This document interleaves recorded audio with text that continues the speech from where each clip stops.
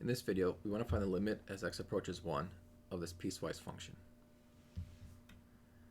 In order to find the limit, we have to use the top function because the bottom function is just a point. And we'll talk more about that in a second, but think of this point as a point to distract you. Really, the function that we're interested in is the top. So take the limit as x approaches 1. It's important to note that the absolute value of x minus 1 is going to be x minus 1 if x is greater than or equal to 1, and negative x minus 1 if x is less than 1. So you may be wondering, why is that? Well, let's think about it. Let's pick x equals 5. If I take the absolute value of 5 minus 1, that's going to be 4, right? We could just remove the absolute value and get 4, which is the same thing as the top. But what if we pick a number that's less than 1, let's say 0? The absolute value of 0 minus 1 is negative 1. I mean, the inside is negative 1. But we know the answer is going to be positive, so what that means is take the inside multiplied by negative to make it positive. Okay, so that's why you have a negative out front here. So in order to take this limit, we have to first consider the left and the right hand limits.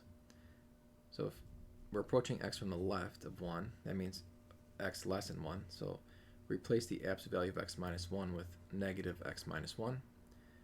This cancels, plug in x equals 1 and get 0. Similarly, when we're approaching 1 from the right, we're going to be using this top function. Replace the absolute value of x minus 1 with just x minus 1. These cancel, plug in x equals 1 and get 0 as your limit. And so we'll say, because the left and the right hand limit are both the same, the limit is going to be 0. So we can stop here and say the answer to this question is 0, but just to convince you, this is the graph. So at x equals 1, we have y equals 2, and for the top function, if I plug in x equals 1, I'm dividing by 0.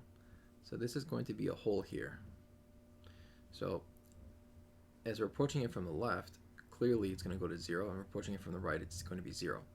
This point here is not used at all. The only thing that this will be useful for is if we're talking about continuity. But when we're talking about limits, we're only going to look at the function in red.